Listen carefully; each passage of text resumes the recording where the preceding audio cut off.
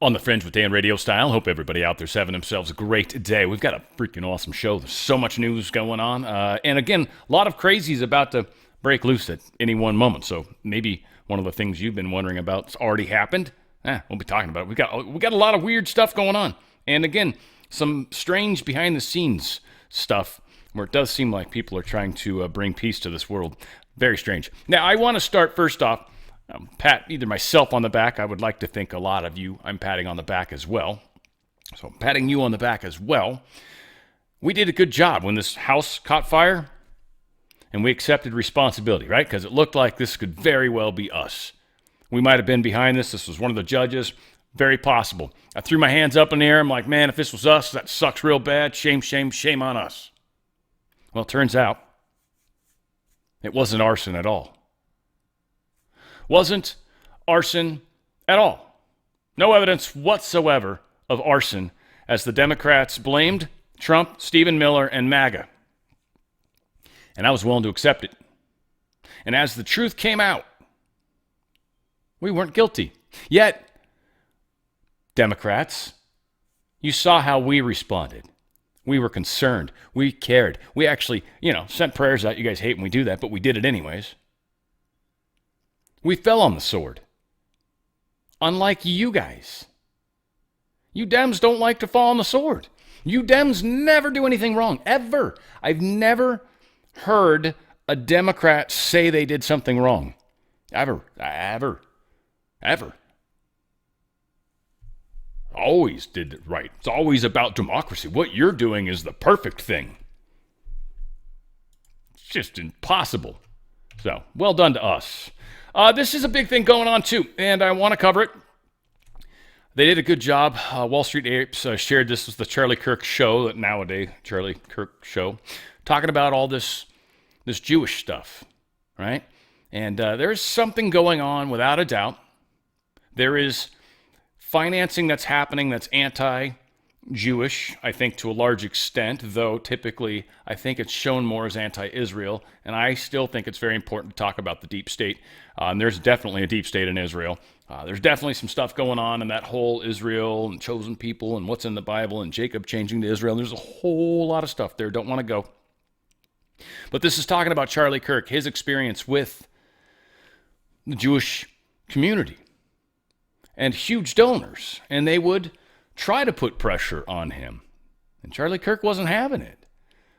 Maybe some do, maybe some don't, but yeah, it's an interesting discussion. Charlie was loyal to people that he had shared history with, right? He was asked, I think this may be what you were about to say, Blake, he was asked about Candace before in public, and he would always say, listen, we're friends. He would never say an ill word about her, and if people tried to force him to do that about Tucker or whatever, he would always be defiant because he didn't want to be morally blackmailed. Exactly. Charlie was loyal to people who had ever been friends to him, whether it was very old donors or just people who had worked with Turning Point. Yep. And as long as they were not attacking him, he would not air any dirty laundry or, frankly, any disagreements he had with people. He did disagree with Candace on the Israel issue. He disagreed with Tucker on the Israel issue.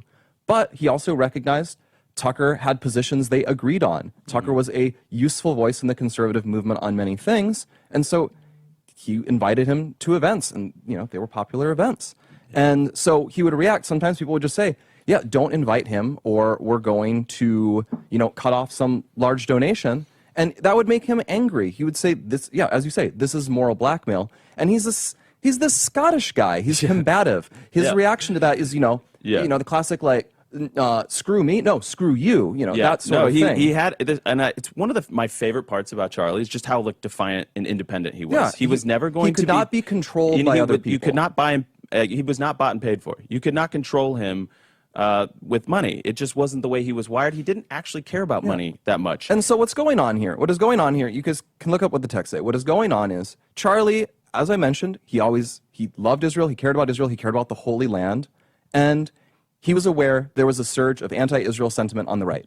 Charlie thought seriously about this issue and was trying to chart a path forward for people who were sympathetic to Israel. He was playing the good cop here. He was saying, You guys don't realize how bad it could potentially get. You have to change your PR. That's why he writes a letter to Bibi. You are losing the PR war. You need to change how you do your PR. You need to change your messaging to the American right. You might need to change what you expect from us, that you're not going to be able to count on just, for example, unlimited military aid from America. That's just not going to be tenable going forward. So maybe it has to be a more passive relationship. Maybe you need to give more support towards America. Some more support towards America in, for example, opposing Islamic migration into America. That's one thing he thought we could ally on. And he was trying to do all of this because he cared about the relationship and wanted to chart a way forward on it. And he would feel angry and upset when people would react to this by blowing up and suggesting he was an anti-Semite or a hater. He would get angry about that because he knew it was untrue. And then he would sometimes vent about this. Yeah. He would vent about this to people who understood that, who were pro-Israel people who shared his view on that issue. Well, exactly. And just why I, didn't share this publicly, it was because this was a private message between Charlie and some people, some Jews and non-Jews, where he was, frustrated. He was frustrated. And that would have felt like a betrayal to my friend because he never said anything like that publicly in like a show, right? He said things with Megan that were very, like we just played them. I went on Alex Clark's show and I felt like I did a faithful job of expressing what I believed his genuine feelings were. Again, I don't try to get too far into the weeds on the politics of all the stuff with Charlie Kirk. I always thought he was fun to watch debate. He was not someone I ever super followed. I wasn't a big part of it, I loved watching his debates. He was so eloquent the way he spoke. That was one thing I was very, very impressed with. False flags, big talk right now, and I just want to kind of get this on the front burner for everybody. The UK's furious over failed Russian strategy. So the spy agencies considering, this is what the rumor is, and we're putting it out there to help make sure it doesn't happen, essentially. But if it does, we're already talking about it, so that's going to suck for them. But there's the plan that they're going to try to get some sort of civilian ship and sabotage it in some sort of way and then blame it on Russia.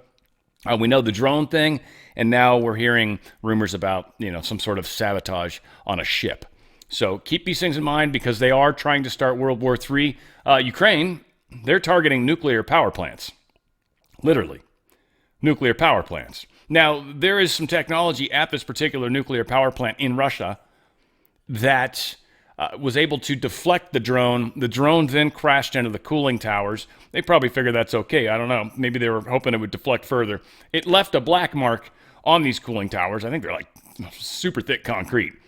All said, it didn't damage it, it seems. I'm sure they're probably got to check it out and make sure it doesn't seem cracked or anything. But literally attacking a nuclear facility. If this were to melt down, everyone downwind would be screwed, but certainly it could be much larger than that. It wouldn't just hurt Russia. It's going to hurt many people. And so that's, again, it's on, I think, Western Russia, so it would drift across most of its own country. Maybe that's what they were going for there, which is, I don't know. I just feel like that's disgusting, but meh. Putin offers peace to the West. Will it accept? Yeah, we'll see. A lot of this just comes down to, and he means the West, not us. He doesn't mean the United States. He means Europe. Europe and Ukraine cannot let this war stop. But Europe and Ukraine can't afford to do this without our checkbook. And we're not letting them use the checkbook anymore. That's it. They can't afford this war. They can't politically afford to stop, but they actually can't fund it. And we're going to talk about how they're going to try. And literally, Germany just pretty much somehow managed to pop their arm out of the coffin and hammer that last fucking nail, and then just pull its arm back in. I don't know how he did it. It's incredible. We'll get there. Crazy. These people are nuts. Hispanic gang leader, try those words, arrested for ordering hit on Border Patrol chief. Literally. His Latin Kings gang member, Juan Espinosa Martinez. He has been charged with allegedly placing a bounty on a U.S. Border Patrol commander at large, Gregory Bovino, according to the Department of Justice. He was arrested October 6th, yesterday. They got this guy. They were trying to get $2,000 for information and $10,000 for reward if you take him down, which is odd. paying $2,000 to find where he's at. Maybe that was what kind of info they want, like where's he live? And then $10,000 for a hit to go. This is what they're doing, though. There are a number of criminals in this country. We just caught one of the majors. That's good.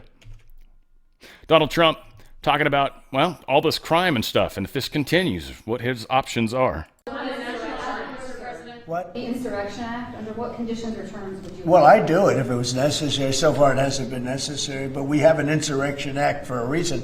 If I had to enact it, I'd do that. If people were being killed and courts were holding us up, or governors or mayors were holding us up, sure, I'd do that. I mean, I want to make sure that people aren't killed.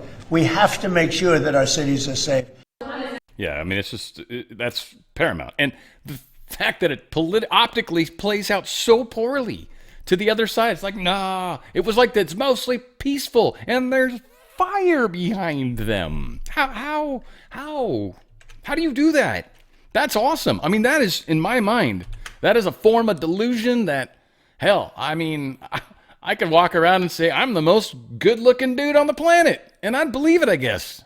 That's crazy. That's a stupid example. Trump, poking fun, having fun, always fun. I got a couple of them today. It's pretty good. Check it out. You want to swing whenever I need, and I don't run away. Rock it, man, the main way. Rock it, man, the main way. And I put them and went away. Up on me, my way. Make fun of me. Make fun of me. Make fun of me. Make fun of me. I'm proud of me.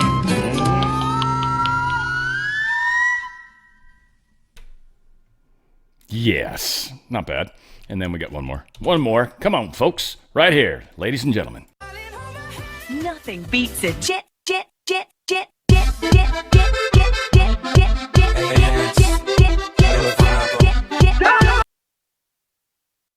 Goes so quick. It was so much fun, though, while that lasted. Oh, enough said. All right, so SD, the infamous shutdown. White House memo challenged back pay for furloughed workers. This is an interesting little thing that they got going on. So there's a draft memo circulated by Trump's White House contending that federal workers furloughed during the current shutdown may not be automatically entitled to back pay.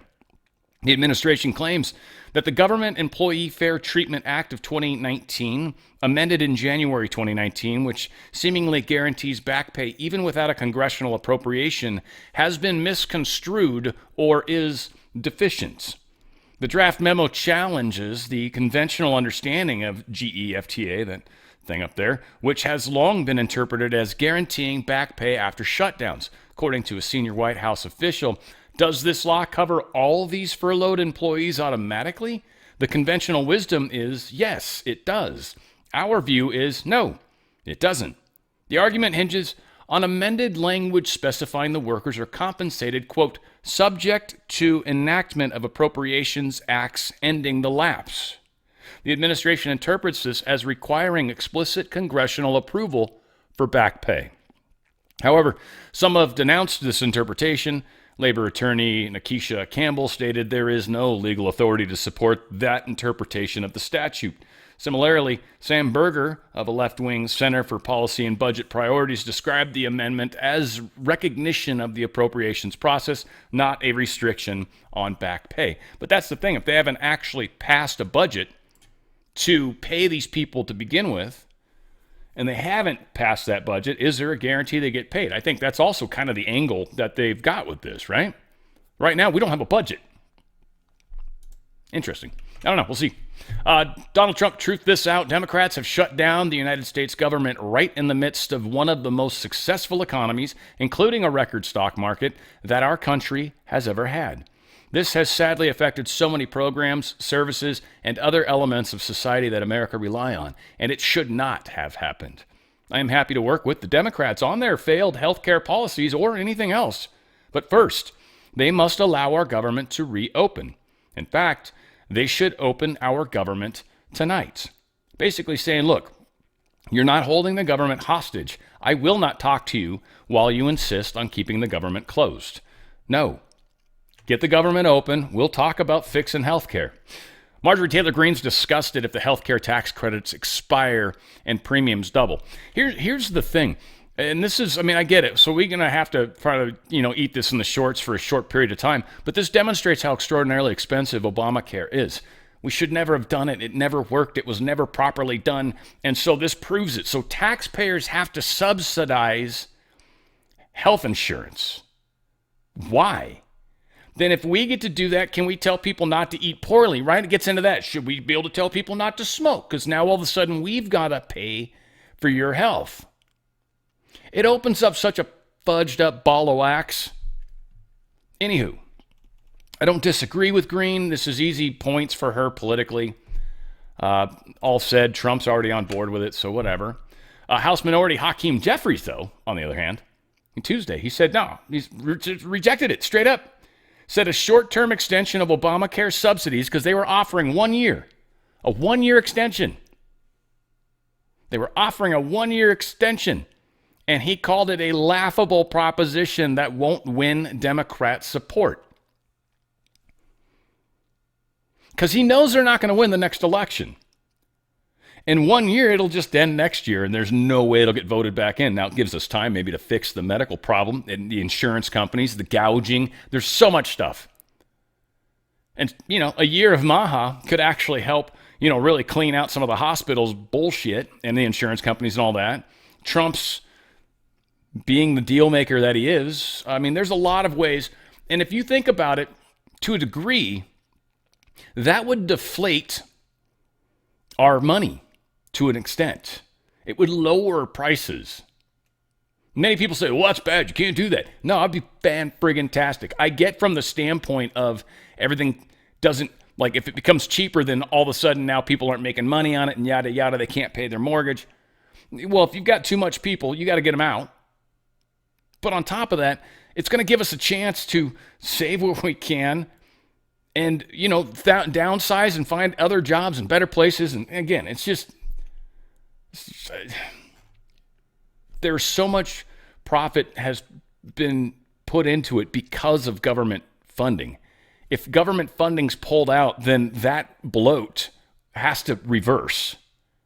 So wherever that bloat came from, that needs to get, destroyed. That's basically where we're at. We'll see if it happens. I mean, it would be great for the economy. Senate frustrations rise as shutdown starts feeling like Groundhog Day. I bet. I guess they're voting Tuesday and Thursday. Today they've already voted. It's already no dice. No dice clay, right? So we're 2 more days, it sounds like. And they're still making noise. Oh, it's your fault, it's your fault. I think we're winning that argument. The polls that are definitely showing that. Social Security Chief Frank Bisignano takes on a dual role. He's now Social Security Chief and the IRS CEO. We're taking control, guys. This is during the shutdown. This is happening. Social Security Chief taking over the IRS. Just saying.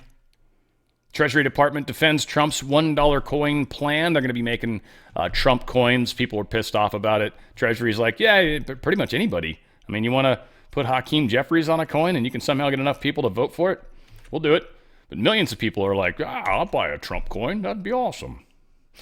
Here's our good friend Carolyn Levitt talking about Scott Bessent and his history and why his usage and importance right now in the Soros fight matters so much. That'll sound kind of weird. You'd be like, huh? How could he be involved with Soros in any way? The financial backing of these groups, particularly Antifa, is certainly something the administration is looking into aggressively. And the federal government has never really been mobilized or tasked with doing that. So we're kind of kickstarting that into gear. The FBI is working on it alongside the White House's Homeland Security Task Force. We have our intelligence community looking into this as well. And even the Secretary of Treasury is involved with these matters since they are financial in nature. And we will continue to get to the bottom of who is funding these organizations in this organized anarchy against our country and our government. It's a question the American people have been begging the answer for many years, and we're committed to uncovering it. And we're going to try to get it all figured out, and but he was directly involved with Soros and the trade, and so he knows Soros very well. Scott Bessent's a freaking awesome dude and a badass too, man. Senator Kennedy just exposed more absurd things Democrats shut down the government for. Basically, President Trump just said, we want you to take some stuff out of the budget that we think is wasteful, Kennedy began, and we did. And that upset the Congresswoman. That Congresswoman, of course, is Alexandria Ocasio-Cortez, who, according to Kennedy, went ballistic when Trump and congressional Republicans started cutting some of the most absurd Biden-era spending priorities. Kennedy didn't hold back as he read aloud what Democrats are fighting to restore. Quote, we found that under President Biden, they were spending $3 million for circumcisions and vasectomies in Zambia. We took that out, the Congresswoman says. We're going to shut down the government until you put that back in. We found $500,000 of American taxpayer money for electric buses in Rwanda. We found $3.6 million for pastry cooking classes and dance focus groups for male prostitutes in Haiti. I kid you not. I'm not making this up. It was the budget under President Biden. Kennedy went on to rattle off a few more examples. $6 million for media organizations for the Palestinians. $833,000 for transgender people in Nepal. $300,000 for a pride parade in Lesotho. $882,000 for social media mentorship in Serbia. $4.2 million for LGBT people in Western Balkans and Uganda. Says, do you think we should be funding that nonsense? No. Says, I could spend the rest of the afternoon here, Kennedy said. We took all of that out. It upset Congresswoman Ocasio-Cortez. It upset the socialist wing of the party. And now they're threatening all other Democrats and saying, you've got to shut that government down until we get what we want. This is all the money we shut off. USAID, all that stuff. They're making it sound like it's for healthcare, but it's obviously not. And they called that bluff by essentially saying, look, we'll give you 1 year. Why wouldn't you take 1 year? That gives you 1 year to work it out, put more people in office if you're so sure of yourself, Democrats. But no, it's obviously not about that, even though that was one of the huge significant changes in the law itself that you were proposing anyways. U.S. airports experience delays due to staffing issues caused by the shutdown. Duffy's basically saying this is gonna happen. This is gonna be par for the course. We're going to just keep constantly rubbing their nose in any place where the government's inefficiencies because of shutdowns are happening, especially all you people that would love to see pictures of 3i Atlas. JP Morgan foots an $115 million tab of legal bills for this Charlie Javis co-defendant who scammed the bank out of $175 million. So this chick scammed the bank out of $175 million. I don't want to get into the story. We talked about it sort of at one point, but she created this company that was frauding people. Then when they went to fight it in court, it cost them another $115 million in legal fees. This is JP Morgan. This is the banks. They just lost $175 million and spent $115 million trying to deal with the fact that they did that. That just almost cost them $300 million. That has to belong to somebody. I mean, I don't mean that they took it out of your account. It's their profits, but that's a crap ton of money. U.S. takes 10% stake in Alaska Miner Trilogy Metals. This is a Canadian company. Interestingly, they must trade on the stock market or something. But they are they basically are getting some of our money, $35.6 million investment to secure critical energy and mining projects in Alaska. As I think sort of a collateral, we're taking a 10% stake in the Canadian Minerals Explorer Trilogy Metals. Done. Like they mentioned it, and then like 13 minutes later, it's law. So that's good stuff. Goaded by tariffs, European pharmaceutical industry pivots to the U.S. We are a huge market. We are a disgustingly sick market, and we're a market that just believes the more pills you take, the healthier you must be. And we are strange that way. All that said, a lot of these European pharmaceutical companies, rather than dealing with tariffs and all that nonsense, are, one, trading their companies on our stock exchange, probably the New York and the other, not the Texas one, but this is, again, the deep state trying to help themselves. This is maybe a way to bloat up the New York Stock Exchange, but that's a separate side thing. But they're literally going to bring factories here, their actual trading here in our financial markets. So a lot of big stuff kind of happening with the pharmaceutical companies, again, because we're such a user of these things. China's been boycotting our soybeans. Farmers have been kind of bumming. And Trump's basically saying, look, I'm taking some of this tariff money, specifically the money from China, because they're supposed to be buying it, and I'll be giving it to you. So he's talking about a pretty big chunk of money, $10 to $14 billion that's going to be going to farmers here in the United States to help out, which is fantabulous. Gold broke 4,000. Pretty amazing. Silver's having a rough day a little bit. It's all right. It's up and down.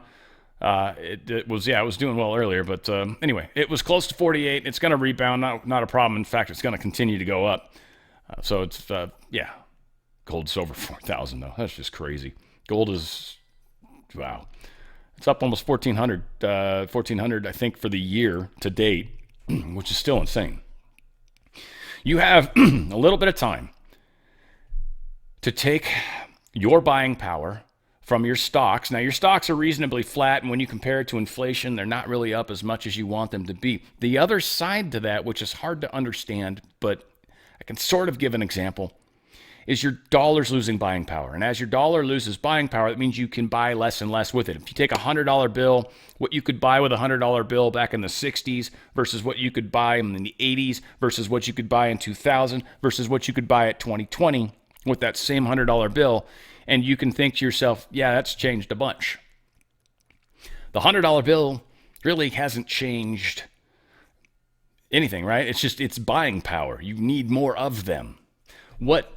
If you would have bought $100 worth of precious metals back in 1960, right? $100 worth of precious metals, and then you had that now, you'd still have the buying power of that 1960 $100 bill. It'd be worth, I don't know, probably $300-$400. I don't know what the equivalent, $500-$600. I don't even know what the exact equivalent would be. It would be worth that. It holds the value. It holds the buying power. It's one of those things where you can take your buying power now, put it and park it into something that will get us and weather us through this storm. And then at some point, you can trade it out for goods that are actually useful. Be it maybe rent if you have to, or you can turn it into another currency if you want. You can trade it out for a vehicle. There's going to be options when we're moving forward because the way wealth and the way the economy and the way things that are happening are it's going to allow people to go, yeah, I'll take anything that's of value to buy that. This is where these things will majorly come in handy. And again, when we get to the new currency, it's going to be asset backed. You're already halfway there. Get out of their system. It's great. If you're still pumping money into a 401k or an IRA, that's awesome. And if your company's matching, sweet. Just divest a bunch of that out because whatever you can buy with whatever chunk of money you're looking at, right? Say it's $500,000, just to throw a crazy number out there. I could buy a house with $500,000. If you take that and pull it out into precious metals while we go through this mess, that'll be able to buy a house even after inflation goes higher and higher, even after we go to another currency. It'll still be of value of that buying power. It'll be the same. It holds it. It's just what's amazing about it. Again, this is not a good investment when the economy's awesome. This is an amazing investment when the economy's going to shit. This year to date, gold's gone up $1,400. Went from 26 to 4,000. That's way, way more than stocks or anything else. Now, again, it's not that gold's gotten more valuable. No, 1 ounce of gold's always been an ounce of gold. You buy a suit back in 1930 with an ounce of gold. I can buy a tailored suit with it now. It hasn't gotten more valuable. It's just gotten higher because dollars less valuable. Protect the wealth into the precious metal. And it's like the second you do it, that's your buying power that you're holding on to right then, right there. And you're going to carry that through into your future until we can do something different. Go to drslikesgold.com. drslikesgold.com. Get out of that 401k. Get out of that IRA. Divest anyways, a bunch of it. drslikesgold.com. System's not long for this world. Don't even talk about bad day at the stock market, because when that happens, you lose all sorts of money. drslikesgold.com. Stock market bad days. Silver, gold going to go up. Crypto's going to go down because people are going to pull cash out of crypto to buy more stock once the stock market really has a tough day. So that I would hasten against. DRSlikesgold.com. DRSlikesgold.com. Get out of that nonsense before that nonsense gets out of you. All right, we got more. We're not messing around. More than 8,600 people have been arrested in the FBI campaign targeting violent criminals across the nation just since they've been in. So we're doing it. We've got it, right? Ask and we shall receive, they would say.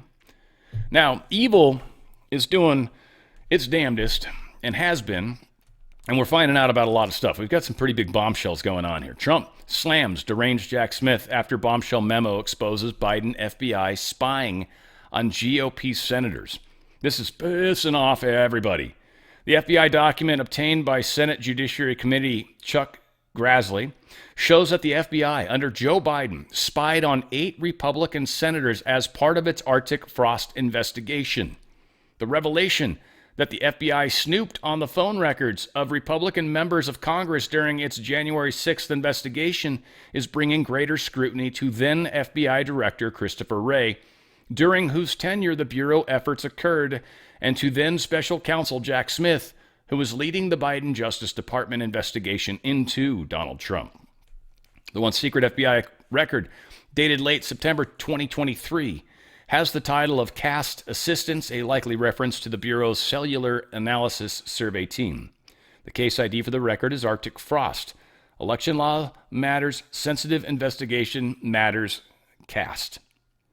So this is coming out. These senators are pissed. Got Mike Kelly, Lindsey Graham, Bill Haggerty, Josh Hawley, Dan Sullivan, Tommy Tuberville, Ron Johnson, Cynthia Loomis, and Martha Blackburn.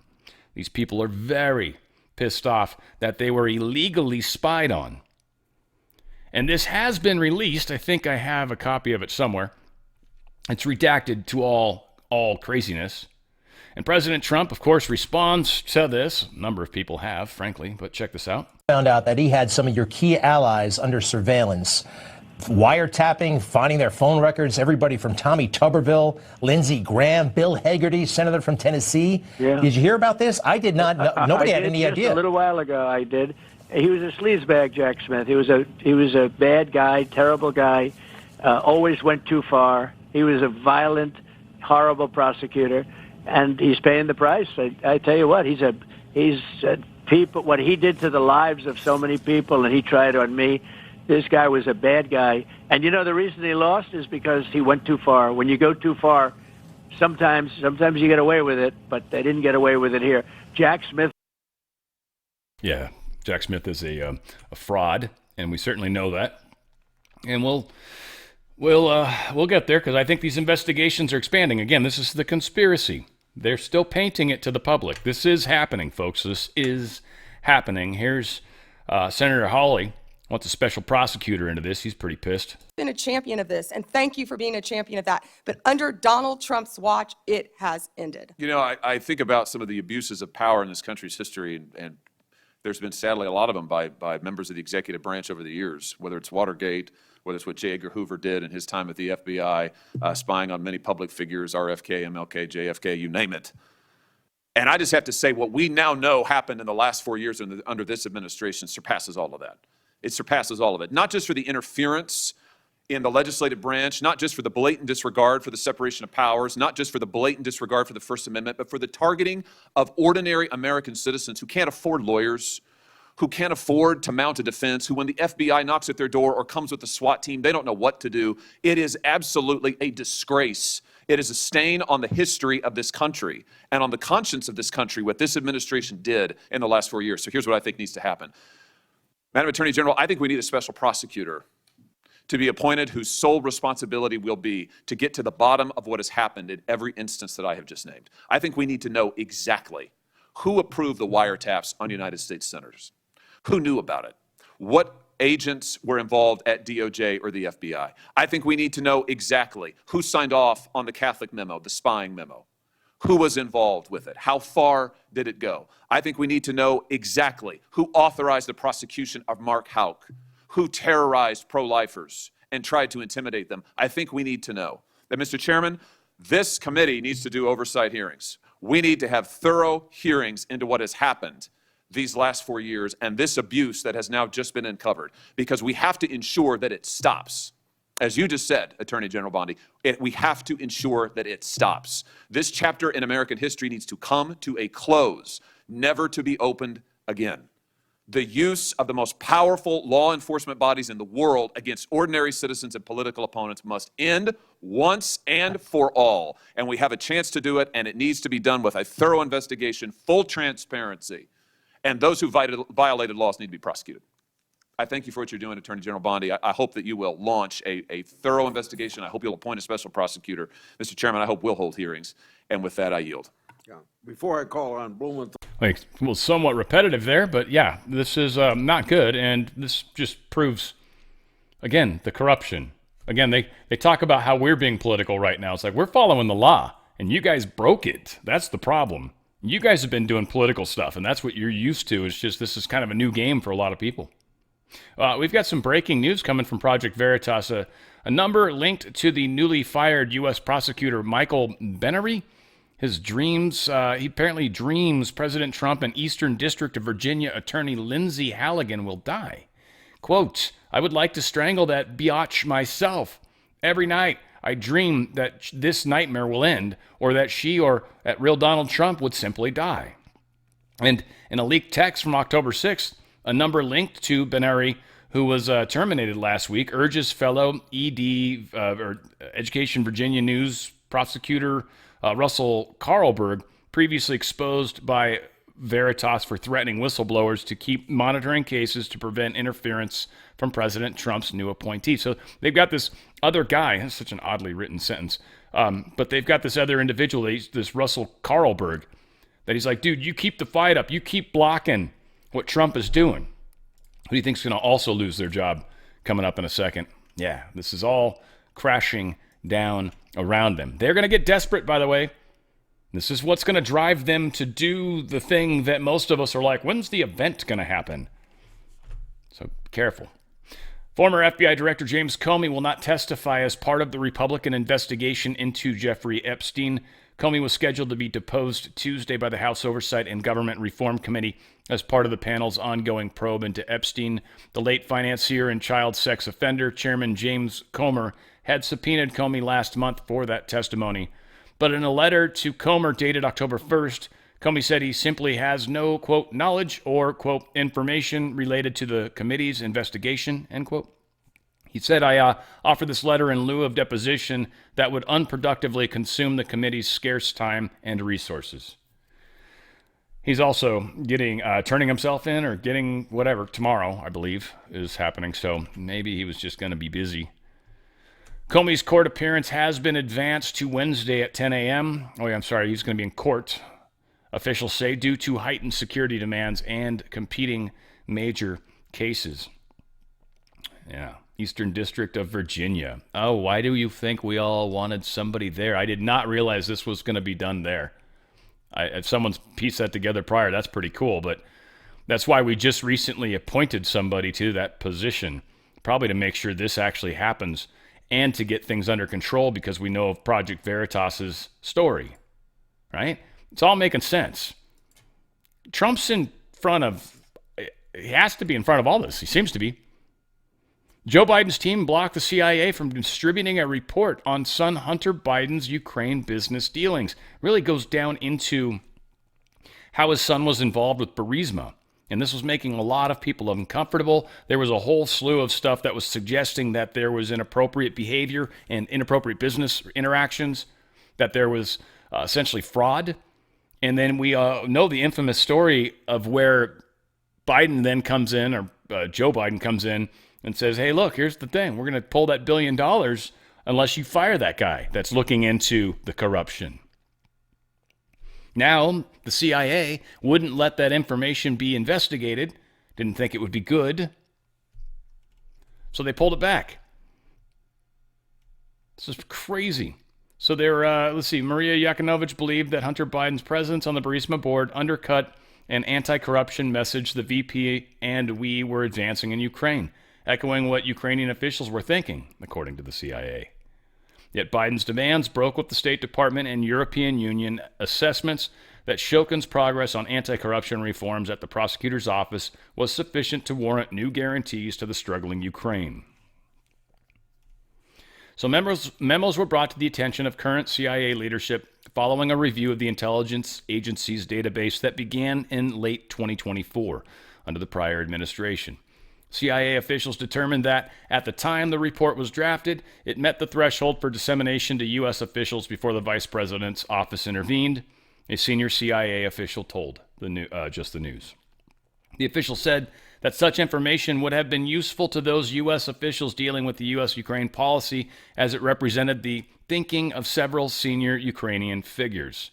It was also extremely rare and unusual for an official outside the intelligence community to weigh in on whether the report should be disseminated, the senior official told us. He said that typically a determination is made from within the community without input from other officials. So this is, it was pulled back by the Biden administration. CIA Director John Ratcliffe, he sent this one out. This is the one that I've actually got pictures of that's got redactions in it. But basically all the information that's available is more or less what I read. So that's a good chunk of it. This whole thing's come out, and it was, the Biden administration that was trying to hide it. Not a surprise. Democrat-run Chicago. More than 1,500 shooting victims thus far in 2025. Even if it's just that small little area. 1,500 shootings so far. That's just shootings. I'm sure there's all sorts of other killings going on out there too. And again, I don't think we should get rid of guns. Guns aren't the problem. Here is Mayor Brandon Johnson claiming that the right wing of this country wants to revisit the Civil War. Of course, race bait, gaslight. I said very candidly that the right wing in this country wants a rematch of the Civil War. I want that to sit in right now, because the President of the United States of America has declared war on the people of Chicago and people across America. That's right. He's more interested in giving billions of dollars to other nations, while farmers in urban cities around this country are literally being destabilized. And so whether it's the legal system, whether it's through executive order, or whether it's through the brave women and men who are serving as rapid responders. We literally have people who are volunteering in this city, on the southwest side, the northwest side, all over this city, to make sure that we're protecting children from being separated from their families. And we're talking about volunteers who are literally putting themselves at risk of being shot and killed by the federal government. And so whether it's the legal system, whether it's our continuous struggle for liberation through organizing, and whether it's through executive action, or whether it's through law, it would be nice if we actually had lawmakers in Washington that would actually hold this president accountable. And if they won't do it, then the city of Chicago will, using every single tool that's available to us. Which essentially he's trying to fire up the people in his own city and state, city, to rise up. Again, this is going to backfire on them terribly. Legal battles rage over the National Guard deployments. There's 5 states. Some of them are friendly with it. Others aren't. And the ones that are friendly are the ones that have governors that are supporting. Obviously, Portland, there's a whole lot. You guys are pretty aware of that. Chicago's the other major one we've been talking about. Memphis, we have talked about in the past. The governor's Republican, so he's totally cool with it. Memphis may or may not like it, but it's too bad. It's so sad. Washington State's another one.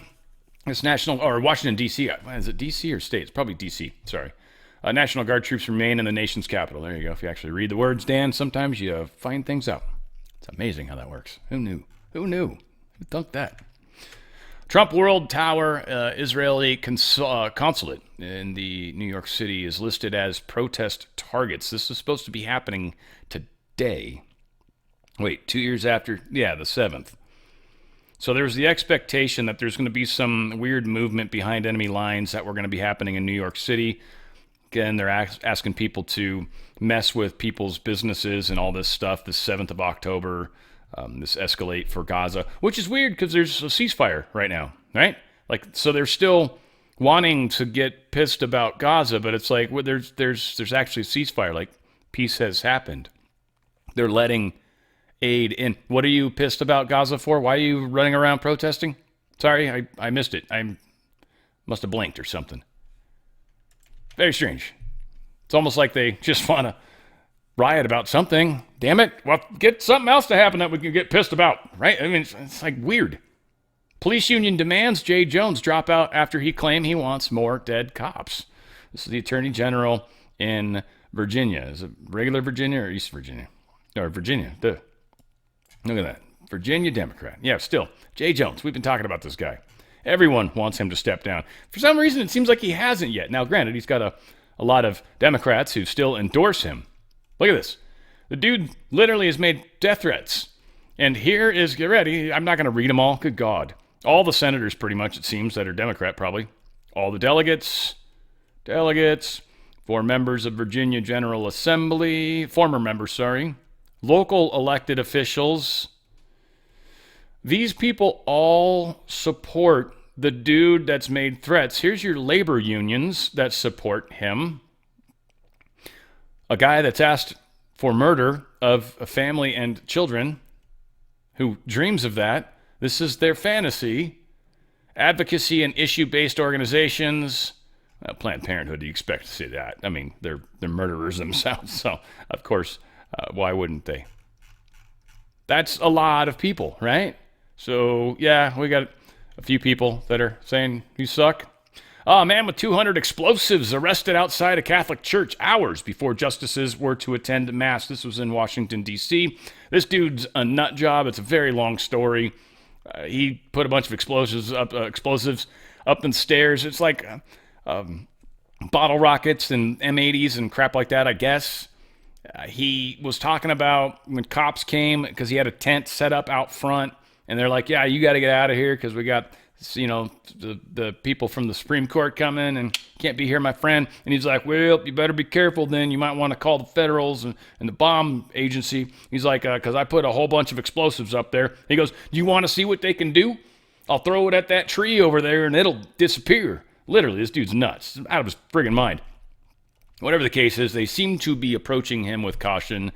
Long story short, the Supreme Court members did not go to this Mass. They do this every year when their first week back. It's, I guess, typical that they do this Red Mass, they call it, which is interesting. And that was part of that New York thing, I think, even to a degree. Whatever. They didn't go this time. It's not safe. Letitz James won't face charges as prosecutor is set to defy Trump's wish. So there's a prosecutor, and he's like, I'm not going to go after her. I don't see anything that's credible about her mortgage fraud. So someone's probably going to lose their job here. I think their name, UZ plans to deliver the news to President, new acting U.S. Attorney Lindsay Halligan in the coming weeks. Oh yeah, UC's the current person, the prosecutor from Eastern District of Virginia. See? Eastern District of Virginia. Must be one of the other crazy places, right? Southern District of New York, Eastern District of Virginia. I feel like there's another one. Drawing a blank on where it is. Might even be out here in L.A. But probable cause for mortgage fraud. She just doesn't see it, so she's not going to go after him. Letitz is going down, so whatever. Their people are trying to back their people. We know how the game's played. It's not a big surprise. Bondi, Pam Bondi. We got some good stuff here. I got a bunch of her video. Let's cover it because everybody's pissed off about what happened. Just he may be a Russian agent or Carter Page that is now no longer reliable. How does that not get to the court? Can you tell me how that doesn't get to the court? You can't, can you? I can't, Senator, and I Can can't you tell me discuss why my phone records, when I'm the chairman of the Judiciary Committee, were sought by the Jack Smith agents? Why did they ask to know who I called and what I was doing from January 4th to the 7th? Can you tell me that? No, Senator, and there were 8 senators in total. Yeah, not just you, buddy. Not just you, home dog. So, yeah, you sound pissed, but meh. Senator Kennedy demands a separate hearing regarding this Jack Smith spying nonsense. Okay, if civil suits are filed against the perpetrators at the FBI, will that facilitate your investigation? Well, What's the question again? If the 8 senators who were spied upon sue the hell out of the Department of Justice and the perpetrators involved, will that facilitate their investigation and or yours? I guess what I'm getting to is I don't understand why we don't have a separate hearing. I find this breathtaking. Yeah. It's just been 24 hours since the FBI investigated on it. Please give me an opportunity to sort through all this. Fair enough. I just don't want to wait 24 years to get an answer.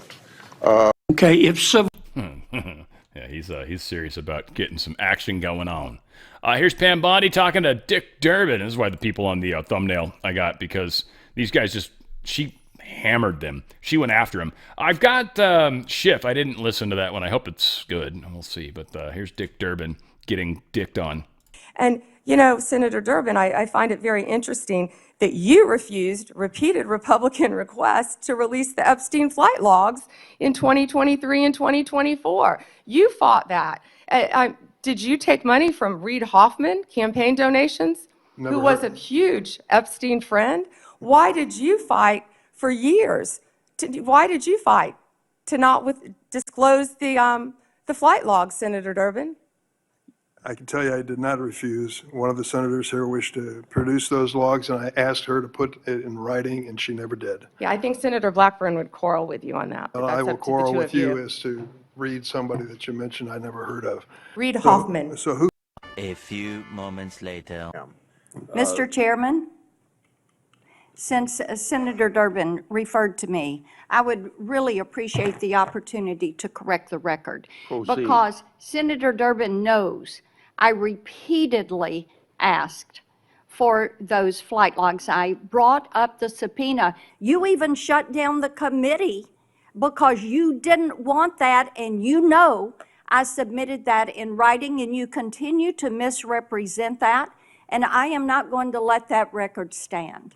Okay. Mr. Chairman, Go ahead, Senator Durbin. I just want to make it clear that the reason the committee business ended was that your side invoked the 2-hour rule.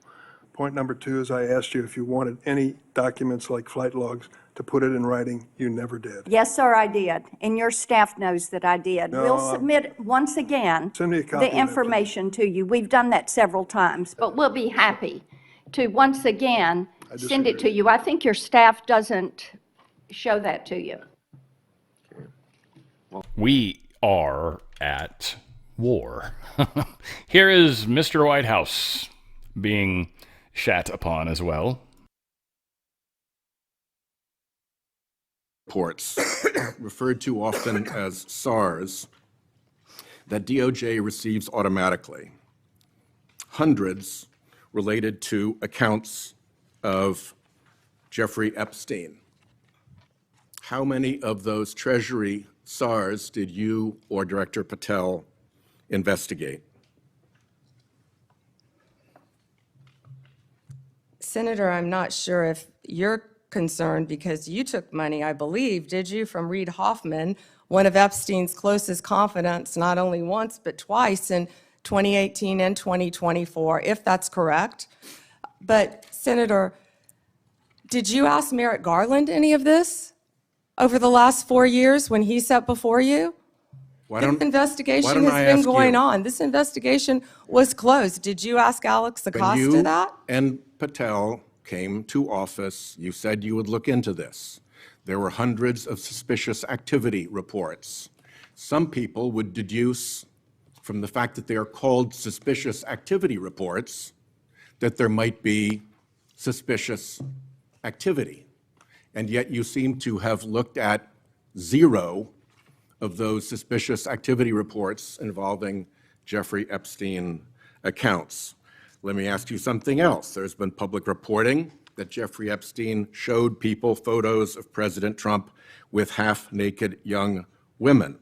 Do you know if the FBI found those photographs in their search of Jeffrey Epstein's safe or premises or otherwise? Have you seen any such thing? You know, Senator Whitehouse, you sit here and make salacious remarks, once again trying to slander President Trump left and right, when you're the one who was taking money from one of Epstein's closest confidants, I believe, I could be wrong, correct me, Reid Hoffman, who was with Jeffrey Epstein on multiple occasions. And the senator sitting right next to you tried to block the flight logs from being released. Yet you're grilling me on President Trump and some photograph with Epstein? Come on. First off, if they had those pictures, those would have come out already long ago. Here is our good friend. Remember the one that jumped into Kirsty Noem's press conference? Mr. Padilla? Yeah, here's his comeuppance. Attorney General Bondi, you are the Attorney General of the United States. Director Patel reports to you. Do you believe he's doing a good job, yes or no? I believe Director Patel is doing a great job. You know where he is right now, Senator Padilla? Right now, you asked me a question. Yes, Director I know Patel where he right is, now and I know where is in he's headed Chicago, because you said Senator it earlier Durbin, in the hearing. fighting to keep You've said Chicago it earlier in the hearing, and yes, I have been paying attention. You know, you want order in Chairman. here now, yet you stormed the Director of Homeland Security, Kristi Noem. You sure didn't have order that day, did you, Senator? I'm Senator Alex Padilla. I have questions for the Secretary, because the fact of the matter is a half a dozen violent criminals that you're rotating on your heads off. No, you are under oath. I did not storm the Secretary, the video. Oh, that was makes on that very video. That clear. video's been released, I believe, very public. Mr. Chairman, recent actions raised Attorney General. We are the storm. All right, I haven't listened to this one yet. I hope this is good. Here's Adam Shifty Schiff, Pencil Neck, Watermelon Head. I don't know, whatever his other nicknames are. We are going to hopefully enjoy. Pam Body, I feel like Trump's like, you know, if he was Middle Eastern, he'd be shooting an AK-47 in the air, you know. Oh my God, so freaking fantastic. Anywho, here's the last one. Was no case. And Caroline Leavitt is one of the most trustworthy human beings I know. So and, was she? You know, was Senator she? Schiff, Was she if right? you worked for me, you would have been fired because you were censured by Congress for lying with your we can egregious stipulate to. You can stipulate to all your personal attacks on the Democratic members of the committee. personal attacks. You've been attacking my FBI director. You've been attacking my office. You've been attacking. But what we're interested in. Borders are. What we're interested in is the answer to these oversight questions. You want your you were asked by my colleague. You were asked by my colleague. Attacking good people. Regular order, Madam Chair, so I can ask a question. You were asked by my colleague from Vermont whether you will support providing a video or audio tape, if it exists, of Mr. Holman taking $50,000 in bribe money from the FBI. Will you support a request by this committee to provide that tape or tapes to the committee? Yes or no? Senator Schiff, you can talk to Director Patel about that. Well, I'm talking to you about it. You're the Attorney General. This will be your decision. Will you You support? don't have to tell me what is my decision and what is then- not then- my decision. then- I and said you- and you you can don't talk have to to- Director and you don't Patel. have to try to- You think you you've don't got a have to- gotcha with Tom Home and our Excuse me, borders are, excuse me, you who's don't- been out there excuse me. fighting for our country Madam since Chair, Donald Trump took office. I'm trying to ask a question. Regular order, please. And you don't have to defer to the FBI director to pass the buck. So I'm asking you, will you support a request so that the committee, or indeed I believe the American people, should be able to see that video or audio tape? Will you support that request? Will you apologize to Donald Trump So for I trying guess, to I guess impeach the him answer is you won't support that after request. you now know that So Joe let Biden me- tried let to me cover up do Hunter this. Biden's involvement with Excuse Ukraine? me. Let me do this because Oh my God, love this girl. Love her. I don't care what anyone says. Hey, whatever. I don't give a shit. Doesn't matter. Doesn't matter. She's awesome. She's rocking and rolling, baby. We've got here Elon Musk and Nayib Bukele calling for the removing of corrupt judges to save democracy. Elon Musk and El Salvador President Nayib Bukele both emphasize that rooting out corrupt judges is essential to restoring rule of law. Bukele recalls impeaching corrupt judges despite Biden administration backlash, saying it was necessary to save El Salvador. Musk argues the U.S. must do the same, warning that unchecked judges can block presidential orders and create a judicial tyranny, forming a cartel that protects systemic corruption and halts reforms. Amen to that. So again, we are learning as a people, and we are stopping as well. Nick Sorter and his lawyers are about to bankrupt the corrupt city of Portland, Oregon. Well, maybe those are big words. We'll see. Last question. Now it's clear. You are moving forward with the federal lawsuit? You'll be getting confirmation of that in the next couple of weeks, but I would put it in the category of 99% certain we will be suing the Portland Police Department in federal court. For the record, could you spell your first and last name? Yeah. Hello, let's put the right button and keep it there. But yeah, they're gonna keep pushing this forward. We'll see. We got some good news around voting. Wisconsin, for one, they have a judge there just ruled that the Elections Commission must verify U.S. citizenship for every voter registration, plus audit the entire voter roll.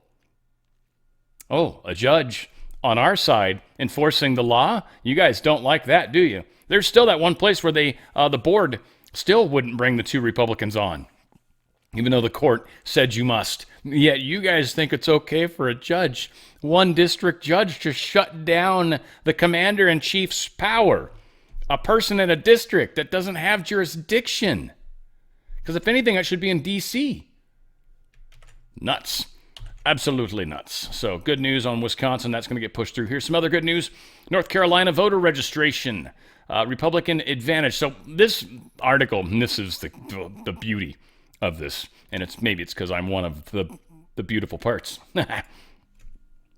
So we've got active party registration, right? 2 million plus for Republicans. Democrats, 1.9 million. So we're almost 100,000 above them, I guess, Republicans. I say we, but I'm not a Republican. But other is 2.5 million. Other is where you're going to get all your extra votes, Republicans. Most of that other is not anything but Democrats that are unhappy or people that never really wanted to be either or whatever. So 2.5 million plus 2 million is 4.5 million over the 1.9. We're smoking them. We're smoking them, baby. That's awesome. So, again, some good news on the vote front. Gazan terrorists fire rockets towards southern Israel on the 2nd anniversary of October 7th. Kind of strange considering there's a ceasefire. They apparently shot one. It didn't hit anything. Not exactly sure. And it was fired from Gaza, by the way, which, how did they get weapons into Gaza? So this brings up some strange questions all over the place. And again, I know Benjamin Netanyahu wants to continue fighting badly. He hates the fact that Trump's killing the war, and their money, by the way. They've been getting so much money from the United States funding the war. This is another thing that they don't like. You know, they say war is good for economy. Not ours. It's not good for our pocketbook.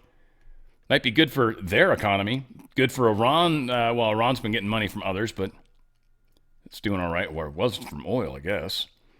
Look, the Wellness Company, TWC, the Wellness Company. These guys have an incredible product list, and I want to talk about a few of the products, some of the best stuff, and how their little website goes, because it's awesome. There's so much stuff. You could get lost here. You'd be like, oh my God, I crawled out barely. I hadn't eaten for 2 days. TWC.health/OTF. TWC.health/OTF. If you've rolled up your sleeve or you live with someone that rolled up their sleeve, Ultimate Spike Detox. This thing's literally designed to find that cleavage site. That's what it's designed to do. Nothing else makes it happy except cleavage. It likes to motorboat. Whatever the case is, it finds that cleavage site. It finds the product, it binds to it, and then it's able to pull it out of your system. It removes spikes. If you rolled it up or someone else rolled it up, this is what you're going to want to consider. It is one of the best. There's incredible ingredients, by the way, that come from everything these guys have. Everything. But the Ultimate Spike Detox could very well save your life. Ivermectin collection. Yeah, there's a whole collection. Let's see what this is. Let's have fun with the collection. This is new. This is new. Yeah, so we've got the mebendazole ivermectin. That's the one that's your compounded formulated. Is that what it says on there? Yeah, it does. That is the parasite cleanse. And that's incredible.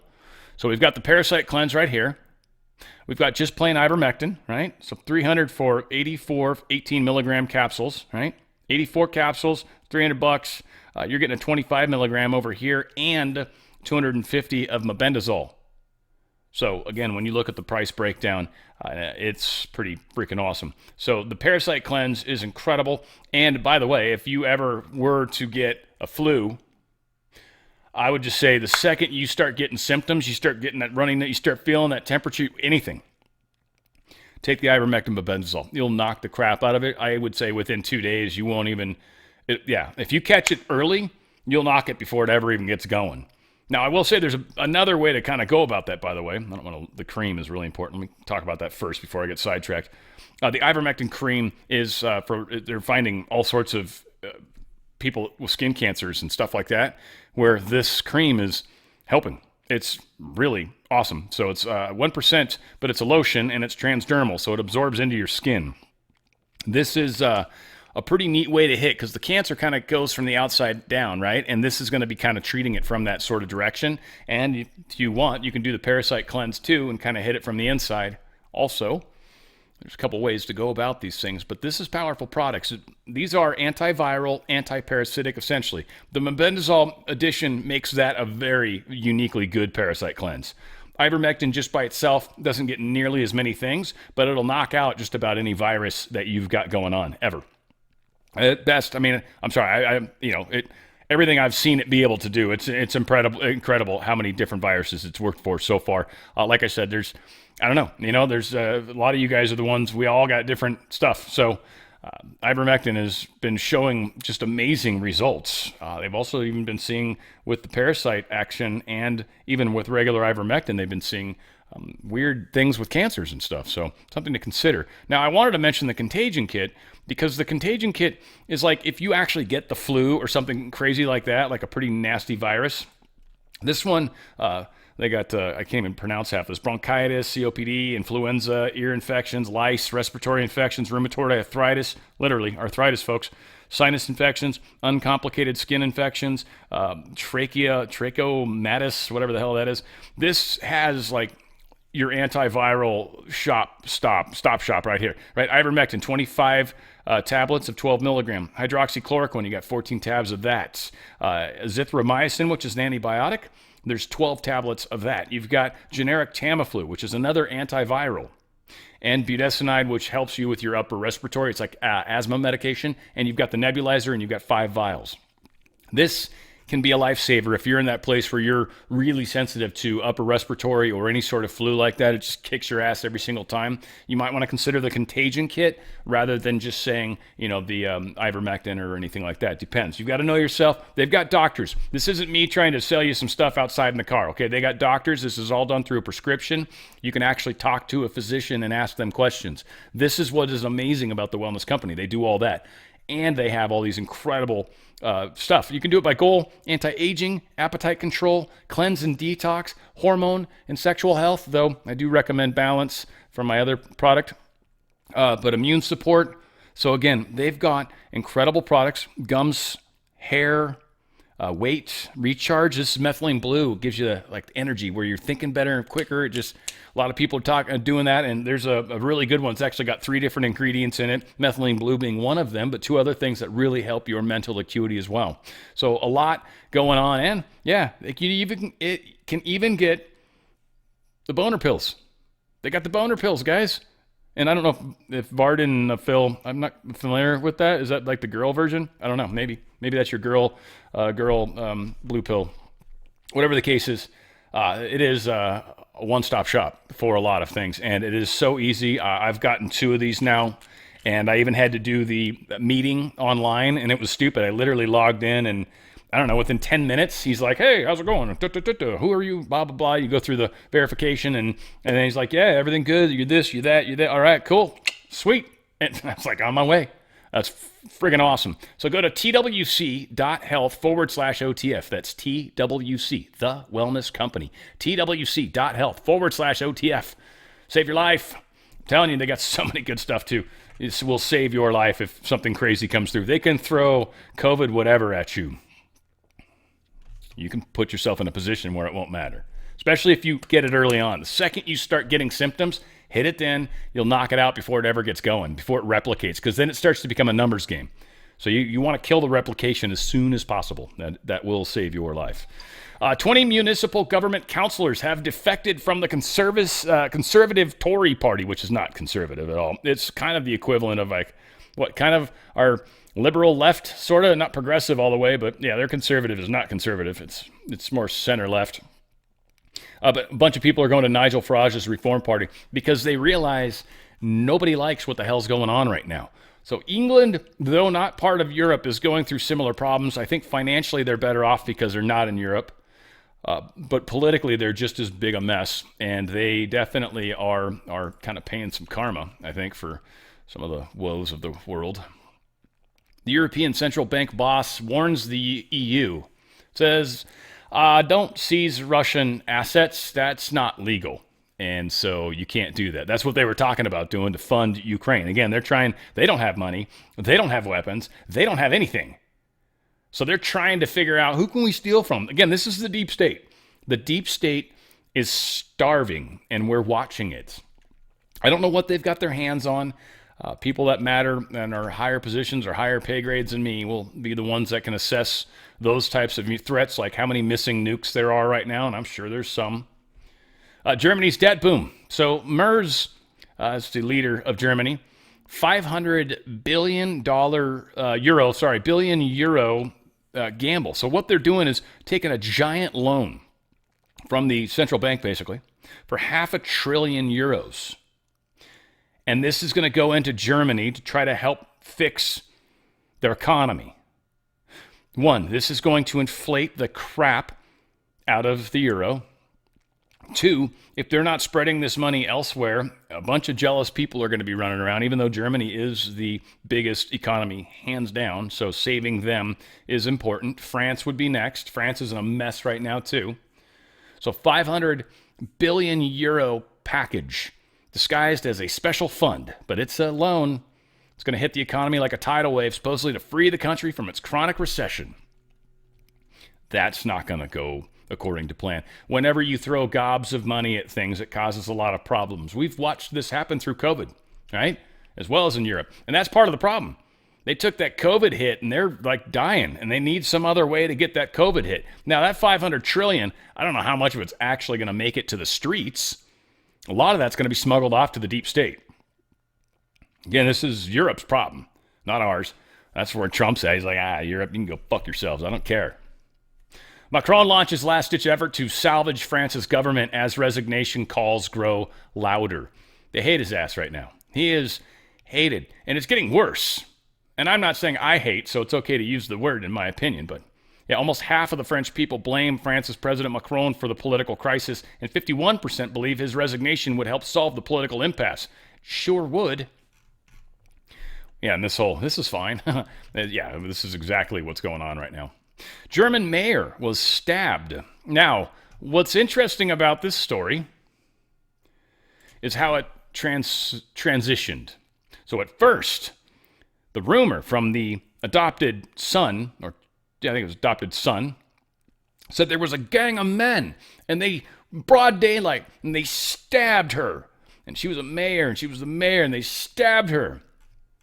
Well, actually, I hate to spoil it, but the actual adopted son stabbed the mayor, his adopted mother, and then blamed a gang of men. Whoops, that didn't go well. Ukrainian intelligence says China is helping Russia target Western-funded facilities in Ukraine. I love how like both sides are like, China's helping Russia. It's like, yeah, and we're helping you. What do you want? You know, huh? What, is everyone supposed to help you destroy Russia with that? I mean, again, Ukraine, I've Ukrainian people I love, but Zelensky, I have zero respect for. I have zero love. I have zero care. I have zero concern. I would like to see him no longer be in Ukraine ever.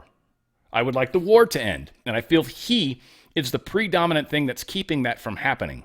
Now, again, it's fun to watch Europe and Ukraine kind of collapse together because it's happening. So it's, there's some entertainment value, but it's unfortunate how many thousands of people have to die every single day for that to occur. Now, again, understand they need sacrifice. That's part of their little rituals, guys. So if people aren't dying somewhere, they start to kind of wither. It's their god gets very weak if they don't get enough loosh for the gods. So they're losing control of that as well. Rare blackout in western Russia after some attacks from Ukraine. So Ukraine struck back, knocked the power out. India's looking to buy some more S-400 systems during Putin's visit. This will only, well, I'll say it'd piss off the U.S. even more, but there's zero deals happening between India and the U.S. We get along as countries of friendliness, but we have zero economic ties pretty much. Like very little Indian stuff is coming here, and they're not buying any of our stuff at all. So this is who they're getting in bed with, the Chinese and, well, essentially Russia is going to kind of help them. And again, these systems they're good.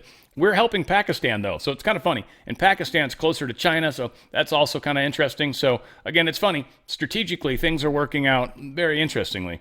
And yeah, so we'll see. There's a publisher of a famous Soviet newspaper called Pravda. He fell to his death from the 7th floor window. 7's an interesting number, and he fell to his death. I always find it interesting when people fall out of buildings. I just feel like that probably almost never happens. On purpose, anyways.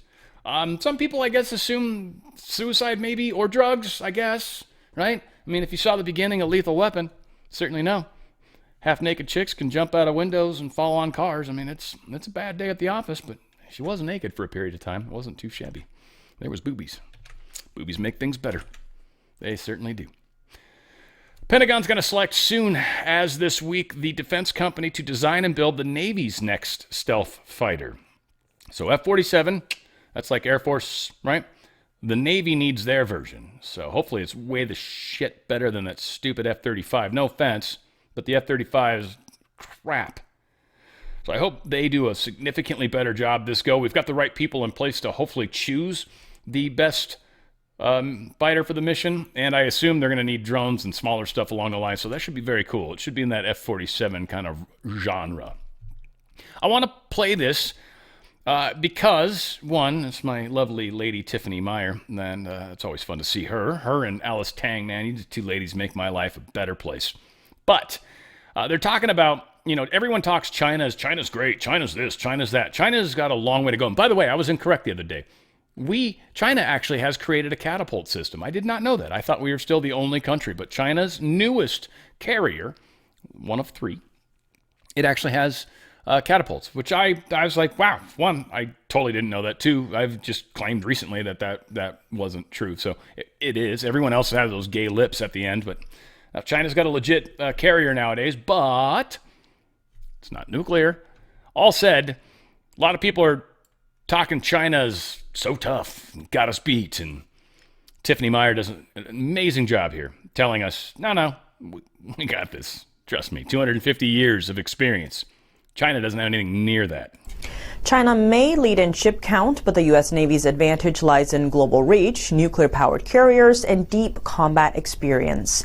As tensions rise in the Indo-Pacific, including the Taiwan Strait, both navies race to adapt, but compared to China, America's naval infrastructure and logistics capabilities remain unmatched.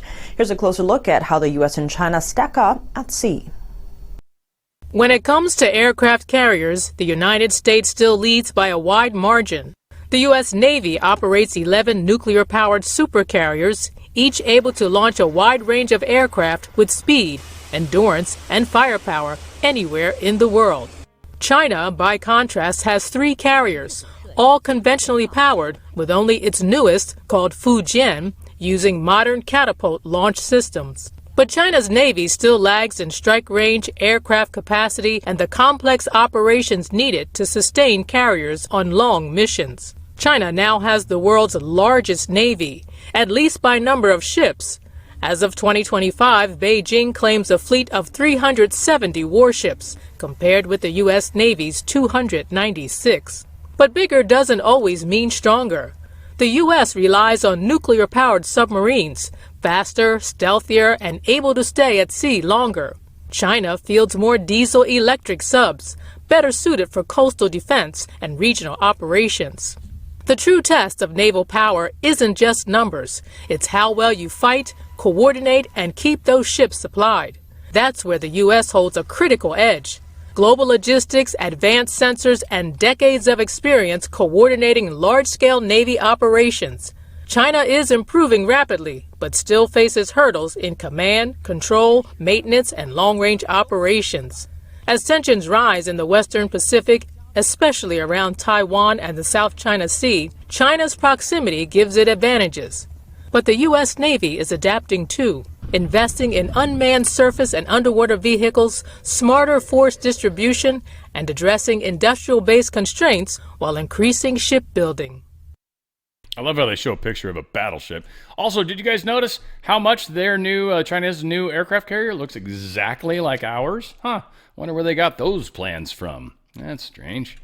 I can't imagine them stealing them from us. Supreme Court rejects Google's emergency bid to prevent change to App Store. Supreme Court on Monday declined Google's emergency request to stop this lower court order. Requires it to make changes to its App Store in an anti-competitive case. Lower court judge ordered Google last year to stop monopolizing how developers can bill users for payment as part of an anti-competitive case with the developer of Fortnite. The judge's order allows developers to use other app stores like Apple to bill users and set their own prices, taking Google out, which is weird that they would go to Apple because Apple takes like 30%. So Google must be taking more. Wow, that's pretty douchey. Details leak on OpenAI's secretive wearable device plagued by major issues. So many people freak out about AI, yet so many people are already wearing it and don't even realize it. Now, they're trying to get really, really crazy with the AI. They want something that's capable of just noticing everything. But if you're wearing like a watch, your arm moves too much, so any cameras you have are not going to get any good view. If you're going to wear a big giant medallion, which is what it's probably going to need to be, nobody's going to want it because it'd be stupid. If it's glasses, right, that might work because you've got at least wherever the head's looking, so you know that the glasses cameras are usually going to work. All the cases, though, they're going to use AI. It's going to, yeah, they're having a lot of problems making the technology, by the way. A lot of problems with it. But again, a lot of people already wearing Samsung watches, Apple watches, Fitbits, right? There's so many people that are already wearing monitoring devices. So anybody out there that's freaked out about AI, how many of you are actually wearing monitoring devices currently? Fitbit, Apple Watch, Samsung Watch, any sort of smart watch, any sort of smart technology at all on your body. You're worried about AI, yet you're already walking down that path? I'd be careful. You're probably a lot closer to accepting AI than most might be. 6.6 magnitude earthquake shakes Ley City. I'm probably saying that wrong, whatever. It's in Papua New Guinea. And yeah, it's part of the Ring of Fire. Ring of Fire seems to be having some experiences right now. We definitely have a coronal hole that's facing, or about to face us. Probably by tomorrow morning, it will be facing us. They're expecting the wind to hit us probably around Friday. That storm finally did end. That went for about 4 or 5 days. That was a trip because there's no reason for that. So we're seeing some strange stuff, and there's a lot of weird things we're finding in the cosmos right now. So again, weird stuff happening. There's a very strong possibility that we've got visitors nearby. Again, I kind of wonder if the Anunnaki, Planet X, there's so many crazy theories out there, and it's like those ones have existed for a long time. I think there's probably some truth to it. Again, we'll see. We'll see where it's all at. I don't know what's true anymore and what's not. It's just trying to take it day by day. But yeah, obviously 3i Atlas is freaking a lot of people out too. I don't have any info on it. We did have an asteroid that just barely missed the Earth. Literally, barely missed the Earth. It was super close, in fact. It was, I guess we could say it's a missed shooting star is what it is. But it was roughly 266 miles above the Earth. That's kind of where the European Space Station, or at least our International Space Station, is. But it essentially is a missed meteor. It was roughly, it was pretty small. 3 to 10 feet. First off, they could see it. That's impressive. They found it at 3 to 10 feet. That's pretty tiny. 10 foot across would have hit the atmosphere, and that would have exploded once it got down to the denser atmosphere, which is, I don't know, around 5,000, 10,000, somewhere around there. And it would have exploded. So that would never have hit the ground at all. But still, crazy how close it came, and the fact that we saw it. Just lastly, one thing I was tripping on, because a lot of people have been talking about Charlie Kirk and there being a hologram projector that they took down. Something I saw, and I was like, huh. I'm like, okay. I was thinking about it, and I'm like, is our hologram technology kind of really that far along? And I will say two things. I'll say kinda, but no. at least from what I saw. So I looked at a number of different hologram projectors, videos about them, and some of them look very, very cool, right? But not totally real, right? Not to be where you're standing in front of them and you literally think that you're seeing a human being, right? To that level. Now, one does, but it takes a crap ton of like hardware to make this one happen. It's literally a box. So check this out.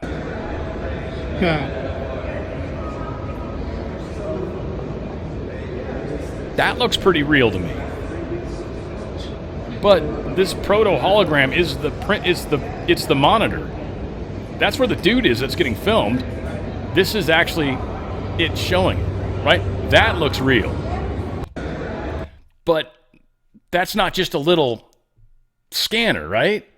So this is, to me, some of the highest technology that exists for holograms. And as we can kind of see, where's the dude? Lost him. There, whoop, lost him. There he is. So he's over here. That's actually what's creating the hologram. So again, cool. The technology's there, but it's not just a projector, right? Like, I don't know. Again, I'm not trying to piss anyone off. It's just I was curious and I went looking and I'm like, most of this sucks. Like I wouldn't think that was Charlie Kirk if it was, in front of me. This one's decent, but it's still within something, but it's not that good. So again, I don't know. Just thought I'd throw that at you guys. Want to remind you, we can help a friend out there. We've got some merch just to, I think, try to move some old stuff that she's kind of hanging onto these shirts, and we need to print some stuff up and get them out the door. But she also needs some help. She's going through some tough family stuff right now, and this is kind of helping put food on the table. So we definitely want to try to, first off, there it is, try to find the thing. But the email is on the Fringe, drstruththreads@gmail.com. And it's on the screen, on the Fringe, drstruththreads@gmail.com. Just send an email with what you want, what you're thinking, and then, they'll work out the payment stuff. But here is a small little commercial for you. Oops, let's try to get back to the beginning of it, though. There we go. There's no noise. I bummed her out. She always wanted to put music on it, and then I'm like, no music, because then it'll get struck everywhere, and then it comes back silent. So I've got to work out this fine line between things where we need to put something in the background. I'm just thinking they've got music that are copyright free, basically, or copyright safe. And so usually you can just use one of those songs, and it's pretty cool. It's not nearly as fun as using a fun song, but it works, and it's legal. So we like that. So yeah, a lot of good stuff. You guys can go back and play it if you would like to see what all's in there again. Fixed hoodies, I like that. Long sleeves, $45. You're helping out a family. You're helping get food on the table. Again, this is, and you're helping get rid of some, inventory, frankly. So you want to go to, of course, on the Fringe, drstruththreads@gmail.com. That's on the Fringe, drstruththreads@gmail.com. All right, guys, thanks for all the help and all the benefits. You guys are wonderful people. I love you guys. Some major stuff's going to be coming. This is Red October, folks, and the war is on. And you can see what the deep state's trying to do, but it's not going well for them. That is for sure. Where we go one, we go all. It's like we travel in packs. It's on the Fringe with Dan RadioStyle.